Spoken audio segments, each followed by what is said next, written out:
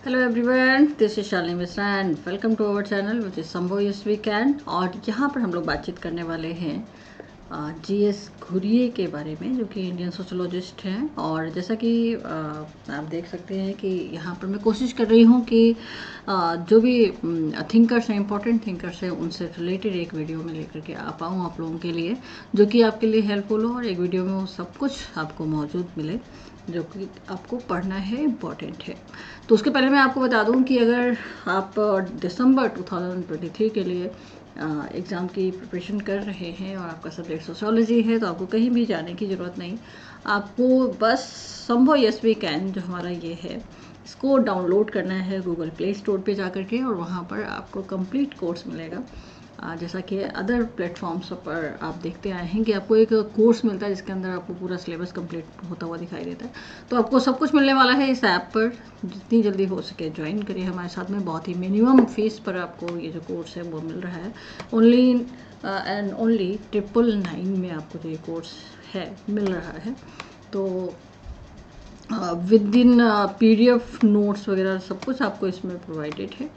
तो आप आइए, और डेली लाइव क्लासेस भी होती हैं, तो ये आपके लिए और भी ज़्यादा हेल्पफुल रहेगा। बाकी जो आपकी वाईटी सेशन होते हैं वो तो होते ही रहते हैं। तो बस आपको करना क्या है कि ये जितने भी वाईटी सेशन हैं इनको ज़रूर से ज़रूर शेयर करिए बाकी लोगों के साथ में भी, जिनको नहीं पता है उनको भी पता चल सके अपने इस चैनल के बारे में।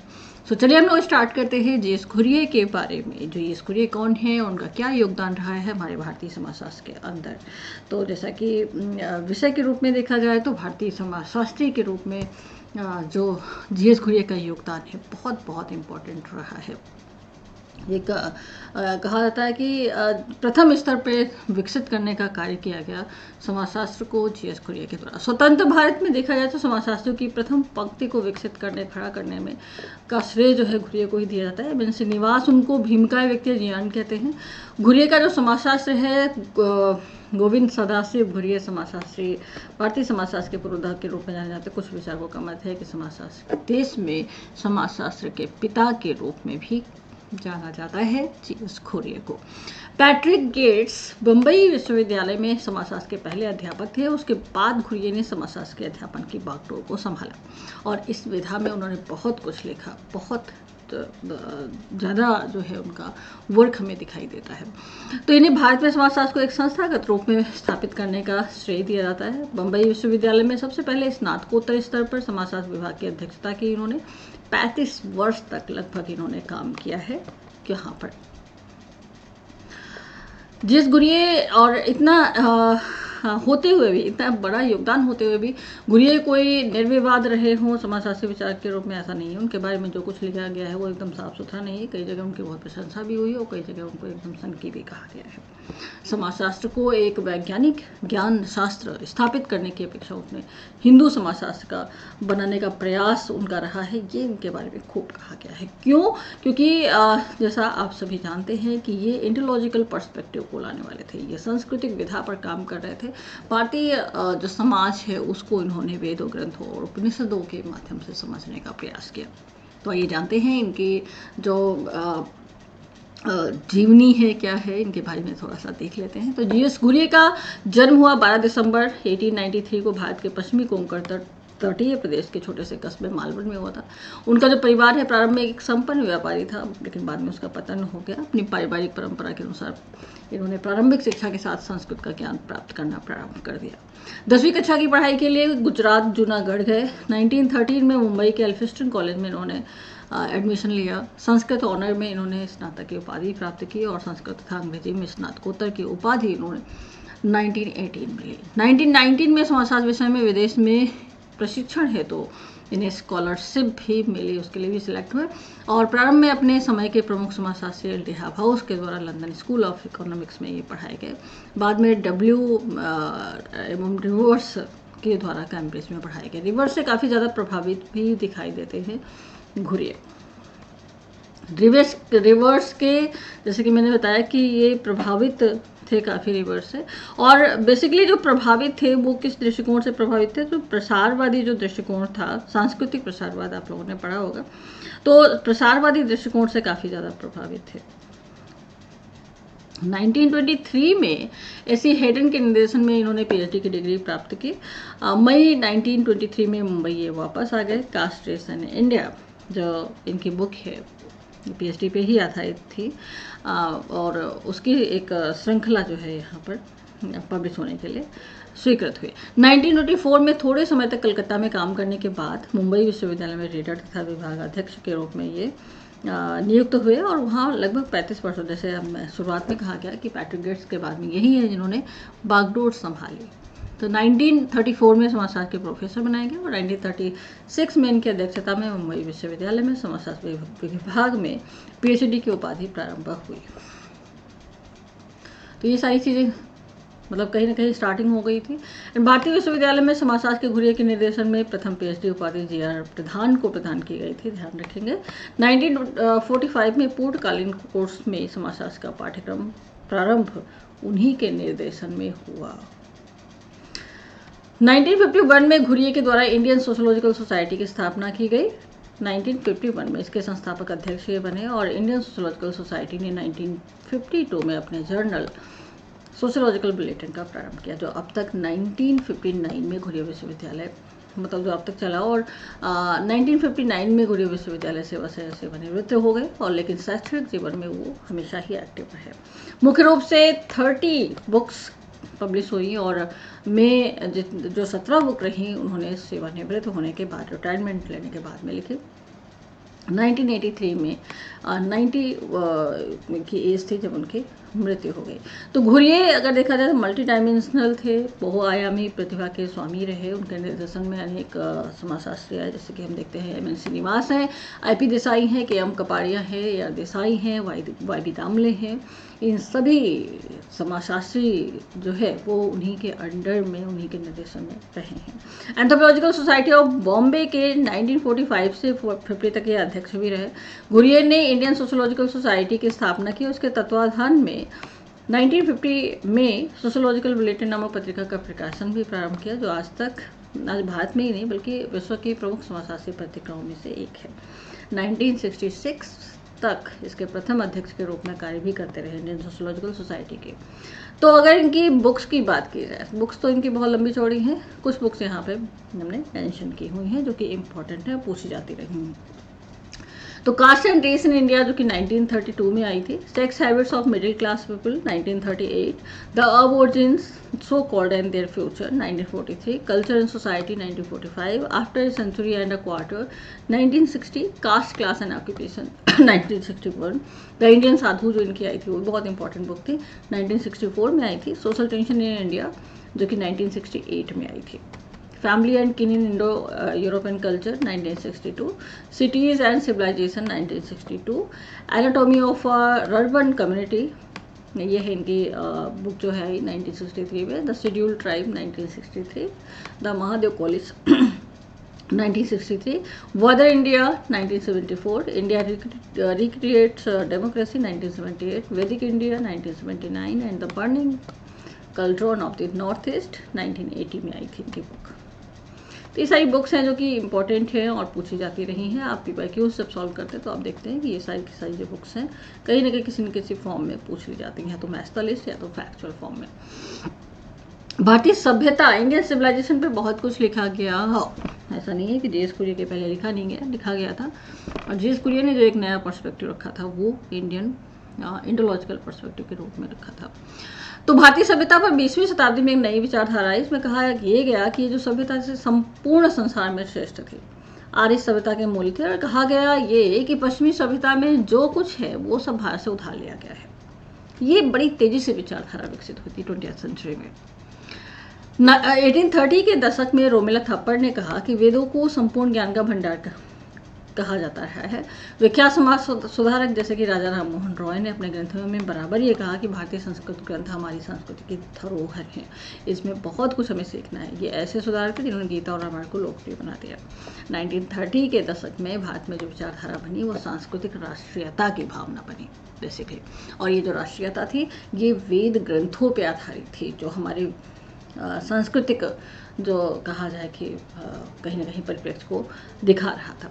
तो इस युग में कहा यह गया कि भारत की जो संस्कृति है वैदिक संस्कृति है, भारतीय दर्शन वेदांत है और भारतीय धर्म हिंदू धर्म है। तो ये पूरा काम बेसिकली अगर देखा जाए तो जीएस कुरियन का पूरा काम भी इसी पे आधारित हमें देखने को मिलता है।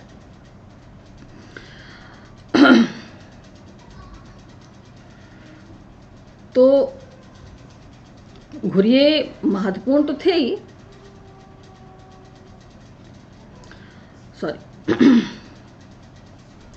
तो इन्होंने कुल मिलाकर के जो अपना काम किया, जैसे कि हमने बताया कि इनका काम जो था बेसिकली वो इंडोलॉजिकल पर्सपेक्टिव पे ही आधारित था। अपनी सांस्कृतिक जो हमारी जो महत्वपूर्ण चीज़ें रही हैं उसको कहीं ना कहीं प्रतिस्थापित करने का कार्य किया है।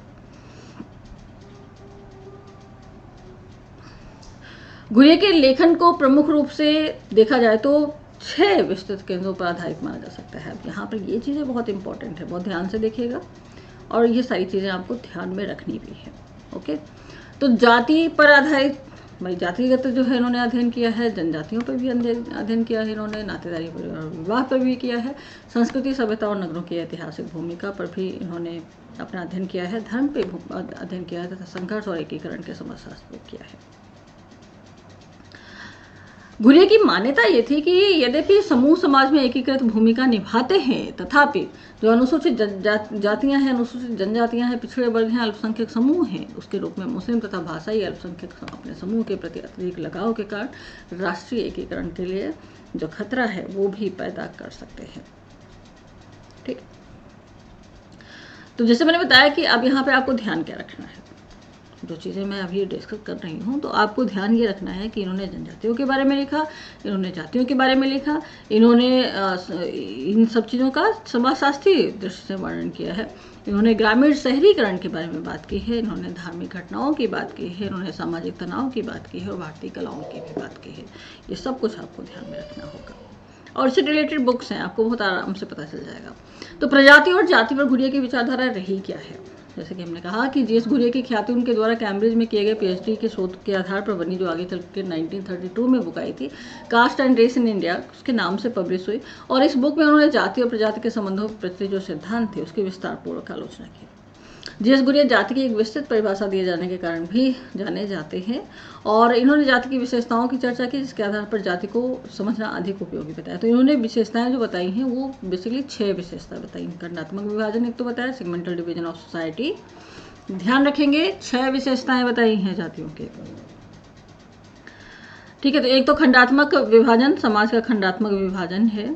और दिलचस्प क्या है कि जो भारत में जाति की नई भूमिकाएं हैं उस पर चर्चा की है, जाति की विशेषताएं बताई हैं और भारत में जाति की जो नई भूमिकाएं हैं उस पर भी चर्चा की है जीएस घुरिये ने।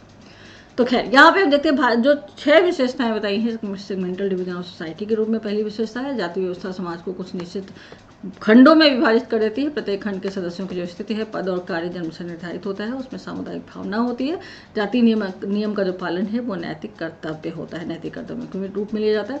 दूसरा जो पॉइंट है संस्तरण है, हायरार्की है। और ये जो पॉइंट है ये बहुत अच्छी तरीके से आप लोगों को ध्यान में रखना होगा, क्योंकि ये जो 6 विशेषताएं हैं ये जरूर से जरूर पूछी जाती हैं एग्जाम में। संस्तरण के रूप में दूसरी विशेषता बताइए कि हायरार्की सिस्टम हमें देखने को मिलता है। जाति व्यवस्था के अंतर्गत प्रत्येक जाति की स्थिति एक दूसरे की तुलना में ऊंची या नीची होती है, हायरार्किकल सिस्टम होता है। और इस संस्तरण में सबसे ऊपर ब्राह्मण होते हैं और सबसे नीचे जो अस्पृश्य जातियां होती हैं, दलित जातियां होती हैं, वो होती हैं। और इन दो छोरों के बीच में बहुत सारी अनेक जातियां भी होती हैं। इतना ही नहीं, एक जाति के अंदर भी अनेक उपजातियां हमें देखने को मिलती हैं, उनमें भी ऊंच नीच का जो संस्तरण है वो देखने को मिलता है। तीसरा इन्होंने बताया कि भोजन तथा सामाजिक सहवास पर प्रतिबंध हमें देखने को मिलता है। अब जाति व्यवस्था के अंतर्गत होता क्या है, जो खान पान है, मेल जोल है और सामाजिक संपर्क संबंधी बहुत सारी प्रतिबंध हमें देखने को मिलते हैं। प्राय एक जाति के व्यक्ति निम्न जातियों के हाथ का भोजन खाना पसंद नहीं करते। आप सभी लोग अगर कोई भी गांव से रिलेटेड है, अभी भी गांव में रह रहे हैं तो उन्हें पता होगा। शहरों में भी लोगों को जाहिर सी बात है कि अपनी जो कल्चर है उसके बारे में सभी को पता होता है कि कच्चा और पक्का भोजन का जो कॉन्सेप्ट है वो खूब पाया जाता है। तो साथ ही कच्चा और पक्का भोजन संबंधी अनेक प्रतिबंध देखे जाते हैं। उसी तरीके से सामाजिक संपर्क, किसके साथ में बैठना उठना है, किसके साथ में मेलजोल बढ़ाना है नहीं बढ़ाना है, वो सारी चीज़ों से संबंधित जो प्रतिबंध है वो देखने को मिलते हैं। उसके बाद में देखते हैं कि इन्होंने बताया कि भाई धार्मिक संबंधी जो प्रतिबंध है, सामाजिक और धार्मिक योग्यताएं भी हमें देखने को मिलती है। तो जाति व्यवस्था में अधिकारों और सुविधाओं में विशेष अंतर देखा जाता है, किसको ज़्यादा अधिकार मिलेंगे, किसको कम अधिकार मिलेंगे, इसका भी कॉन्सेप्ट है। तो एक और उच्च जातियों को सामाजिक, आर्थिक, धार्मिक और राजनीतिक क्षेत्रों में विशेष सुविधाएं और अधिकार प्राप्त होते हैं। दूसरी ओर निम्न और अस्पृश्य जातियों को सार्वजनिक सुविधाओं और अधिकार से वंचित रख दिया जाता है, बिल्कुल पूरी तरीके से। तो ये चौथा पॉइंट है जो जातिगत विशेषताएं इन्होंने बताई हैं। और पांचवा पॉइंट ये है कि व्यवसाय की जो आनुवंशिक प्रकृति है वो हमें देखने को मिलती है, मतलब हायरार्की, नेचर ऑफ ऑक्यूपेशन होता है। यहाँ पर व्यवसाय आपकी एक कुशलता के अनुसार निर्धारित नहीं होती, बल्कि जाति व्यवस्था कहती है कि आपको ये अमुक व्यवसाय ही करना है अगर आप इस पर्टिकुलर जाति से रिलेट कर रहे हैं तो व्यक्ति के व्यवसाय का निर्धारण जाति व्यवस्था के आधार पर होता है। तो जो व्यक्ति जिस भी जाति में जन्म लेता है उसे उसी जाति का जो व्यवसाय है वो अपनाना होता है।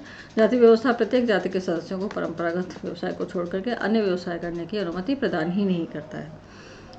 फिर छठवां जो विशेषता है वो है एंडोगेमस, अंतर्विवाही होते हैं। जाति व्यवस्था के अनुसार जाति के सदस्य अपनी ही जाति या उपजाति में विवाह संबंध स्थापित कर सकते हैं। इस नियम का उल्लंघन करने का साहस कोई नहीं करता। अगर अंतर्जातीय विवाह होता है तो वो एक्सेप्टेबल होता ही नहीं था। अब बात अलग है।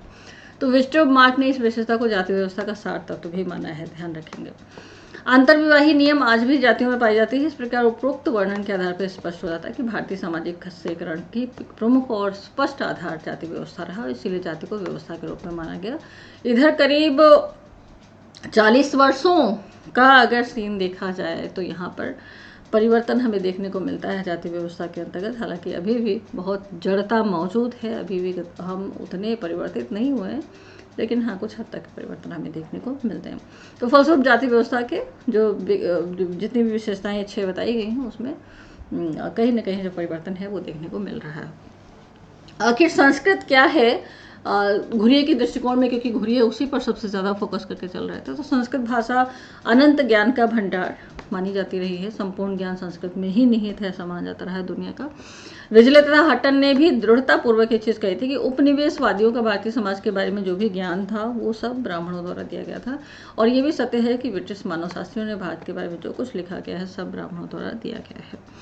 तो धर्म के घुरिये के अध्ययन का नतीजा ये है कि भारतीय समाज का मार्गदर्शक सिद्धांत धर्म है और धर्म ब्राह्मण धर्म है और इस धर्म के आधार पर ही भारतीय समाज संगठित है।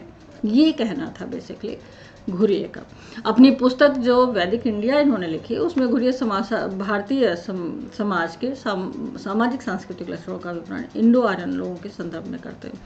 तो इस तरीके से उनकी दृष्टि में आर्य संस्कृति चाहे वो भारत की हो या फिर बाहर की हो, बहुत हद तक की समानताएं हमें देखने को मिलती हैं।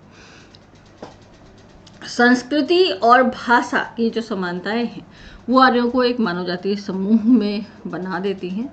और घुरिये ने भारतीय संस्कृति के इतिहास को भी अपनी कई पुस्तकों में रखा है और उनका निष्कर्ष है कि भारतीय समाज आज जो कुछ भी है, आज जो भारतीय समाज की जो संरचना दिख रही है वो वैदिक जो साहित्य है और वैदिक जो ग्रंथ है उसमें निहित है। तो वे ये भी बताते हैं कि समाज में धर्म, भाषा, परिवार, रीति रिवाज सभी का जो उद्गम है वो संस्कृत ग्रंथों, ब्राह्मण ग्रंथों और हिंदू नियमों से जुड़ा हुआ है। भारतीय सभ्यता पर इन्होंने क्या लिखा है? तो घुरिये ने जो कुछ भी लिखा है उसका केंद्र भारतीय सभ्यता का है। इस सभ्यता ने ही भारतीय समाज का गठन किया है और इस सभ्यता को उन्होंने संस्कृत ग्रंथों के माध्यम से समझा है। उनका कहना यही है कि भारतीय सभ्यता की जो संस्कृति है वो बाहरी प्रक्रियाओं से भी प्रभावित होती रही है। मृत्यु से जुड़े हुए कर्मकांडों का विवरण देते हुए कहते हैं कि कर्मकांड शायद मिस्र की सभ्यता से आए हैं, इनका कहना है, इनका मानना है। श्रीनिवास ने एक स्थान पर कहा कि 240 के दशक तक घुरिये विसरणवाद के प्रभाव में थे। इस विसरणवाद को स्पष्ट रूप से विसरणवाद समझते हैं ना, जैसे मान लिया कोई सेंटर है, मान लिया कोई एक जगह मान लिया जाता है कि यहाँ की ये सभ्यता रही होगी, यहाँ की ये विशेषताएं रही होंगी, यहाँ के कल्चर रहा होगा और वो विस्तृत होते हुए प्रसारित होते होते वो अन्य देशों तक, अन्य समाजों तक, अन्य स्थानों तक पहुँचा है। तो विसरणवादियों का ये मानना है कि कल्चर का जो उद्गम क्षेत्र है वो कोई एक स्पेस रहा होगा। तो जैसे इन्होंने कहा कि ये मिस्र की सभ्यता रही होगी, मिस्र का जो है कल्चर रहा होगा, जो मृत्यु से जुड़े हुए कर्मकांड हैं वो वहीं से आए हैं। अब चूंकि हम जानते हैं ना कि घुरिये, रिजले और हेडन से प्रभावित थे और ये लोग क्या थे, विचरणवादी थे। तो यहाँ अब देखा जा सकता तो उनकी फैमिली जो उनकी book I family and kin in Indo European culture में ये चीज़ देखी जा सकती है। वहाँ यहाँ वे परिवार को बंधुत्व की शब्दावली में देखने का प्रयास करते हैं और उसमें सदस्यों के व्यवहार को तो वे इंडो आर्यन और यूनान और लैटिन संस्कृतियों से बताते हैं कि लैटिन संस्कृतियों से लाया गया है।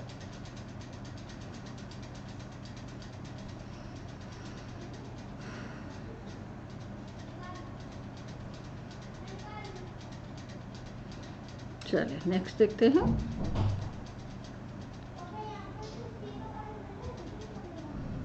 मतलब आप ये मान के चलिए कि ये ऐसे व्यक्ति थे, ये ऐसे समाजशास्त्री थे जो पूरी बाकी जितनी कम्युनिटी है उसको इन्होंने प्रभावित बहुत है। जो सेकंड जनरेशन है, सेकंड जनरेशन को प्रिपेयर करने में इनकी ही कहीं ना कहीं इनका ही योगदान था। तो कास्ट एंड रेस इनकी बुक आई थी एक, जिसमें इसके प्रथम संस्करण में प्रजाति की विवेचना इन्होंने की हुई। इसमें रिजले की पुस्तक जो प्रजाति पर आ गई थी।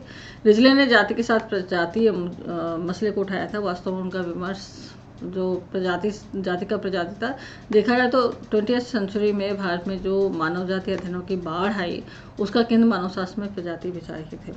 अब मानव शास्त्रीय जातियों का वर्गीकरण शारीरिक लक्षणों और भाषा के आधार पर करने लगे। शारीरिक लक्षणों में हम देखा यह जाता है कि रक्त समूह क्या है, खोपड़ी का घनत्व क्या है, नाक की लंबाई चौड़ाई, आंखों की बनावट, त्वचा का रंग, कद, ये सब कुछ शामिल किया जाने लगा।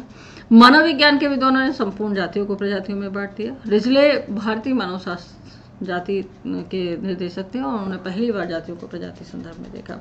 तो घुरिये ने रिजले को अस्वीकार किया था। इन्होंने घुरिये का एक स्टेटमेंट आया था ना कि जो ये भारतीय जो पिछड़े, ये जो अगर देखा जाए तो जनजातियां जो है पिछड़े हिंदू के रूप में थे। तो उन्होंने मानव जाति के अध्ययनों के आंकड़ों को फिर से देखा और कहा जातियों का स्त्रीकरण में जो दर्जा है प्रजाति के दर्जे से सही नहीं बैठता है।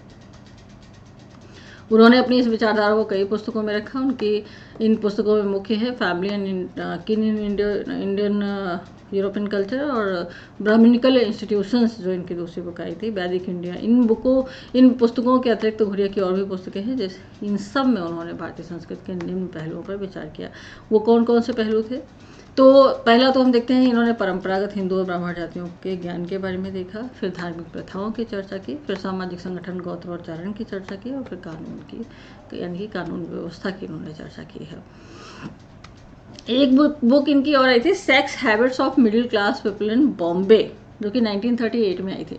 तो अपनी इस बुक में sex habits of middle class people in Bombay है, तो उन्होंने फील्ड वर्क का मतलब जो सर्वे होता है उसका भी प्रयोग किया। इसी बात इनके द्वारा लिखित मोनोग्राफ जो कि महादेव कॉलेज था, जो कि जातियों से रिलेटेड था।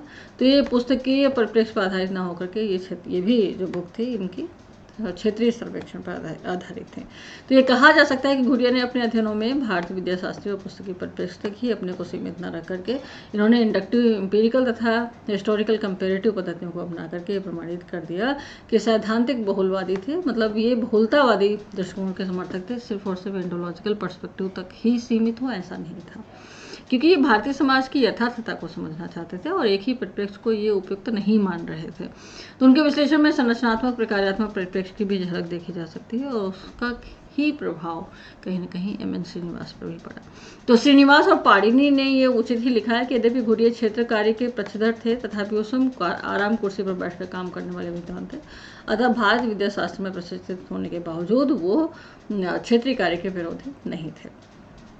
इनकी अगली जो बुक हम देखते हैं, सोशल टेंशन इन इंडिया। तो उन्होंने अपनी book social tension in India में तनाव का ऐतिहासिक तुलनात्मक अध्ययन प्रस्तुत किया है। उन्होंने अपनी कृति सिटीजन सिविलाइजेशन में नगरों के प्राकृतिक इतिहास, अमेरिका और इंग्लैंड के नगरों का इतिहास, भारत के नगरों की स्थिति, उनकी वृद्धि, नगर राजधानियों के रूप में तथा विशाल नगरों के रूप में किया है। ये कुछ बुक्स हैं जो मैं यहाँ पर मेंशन कर दे रही हूँ कि उसमें क्या क्या मतलब छोटी छोटी झलक आपको मिल जाए कि आखिर ये बुक्स थी, इंपॉर्टेंट बुक्स थी और इसमें उन्होंने लिखा क्या है। कास्ट, क्लास एंड ऑक्यूपेशन इनकी बुक थी। घुरिया ने अपनी book caste, class and occupation में जाति प्रथा के लक्षणों के बारे में बात की थी। स्वरूपों, विभिन्न युगों में जाति, प्रजाति और जाति की स्थिति क्या रही है, भारत के बाहर जातियों के तत्वों, जाति की उत्पत्ति, अनुसूचित जातियों, व्यवसाय और जाति, वर्गों के कार्यों और जाति के भविष्य आदि इन विषयों पर चर्चा की हुई है। द शेड्यूल्ड ट्राइब इनकी बुक आई थी। उसमें क्या कहना है इनका। तो अपनी बुक द शेड्यूल ट्राइब में घुरिये ने भारत की जनजातियों की समस्याओं, उनके समाधान के बारे में विस्तार से चर्चा की। साथ ही उन्होंने कुछ भारतीय जनजातियों के सामाजिक संगठन, परिवार, विवाह, नातेदारी और धर्म आदि के बारे में भी पूर्ण ब्यौरा प्रस्तुत किया है। घुरिये के भारत विद्याशास्त्री परिप्रेक्ष्य का उपयोग उनके अनेक शिष्यों ने किया, जैसे कि हम देखते हैं KM कपाड़िया ने भारत में विवाह और परिवार के संदर्भ में किया था। AR देसाई ने भारतीय राष्ट्रवाद के विश्लेषण में इस विधि का प्रयोग किया था। इस प्रकार हम देखते हैं कि घुरिये ने ऐतिहासिक तुलनात्मक पद्धति के अंतर्गत भारत विद्याशास्त्र का प्रयोग करके सामाजिक संस्थाओं के उद्भव, विकास तथा रूपांतरण जैसी समस्याओं पर अपना मत प्रकट किया है। नेक्स्ट बुक है, चलिए अभी नेक्स्ट बुक नहीं है। घुरिये को हम यहीं समेटेंगे और आगे अभी अगर कोई जानकारी इससे रिलेटेड मिलती है तो वो भी हम ज़रूर ऐड करेंगे आपके साथ में। So thank you for watching. And अगर आप लोग और भी इसी तरीके की वीडियो देखना चाहते हैं कमेंट में ज़रूर बताइए। एक बार कमेंट किया करिए, लाइक करिए, शेयर करिए, सब्सक्राइब करिए चैनल को अगर आप नए हैं तो, और जुड़ते जाइए क्योंकि ये हमें पूरी अपनी चेन बनानी है कि हमारा जो सोशोलॉजिकल ग्रुप है वो पूरा बहुत ही मजबूती से अपना जो है जुड़ जाए। यहाँ पर जितने भी बच्चे सोशोलॉजी से जुड़े हुए हैं वो एक एक करके जो भी अपनी उनके डाउट्स हैं वो भी पूछ सकते हैं। यहाँ पर आकर के कमेंट सेक्शन में आकर के पूछ सकते हैं, तो आपको ज़रूर उसका आंसर मिलेगा, रिप्लाई मैं करूँगी।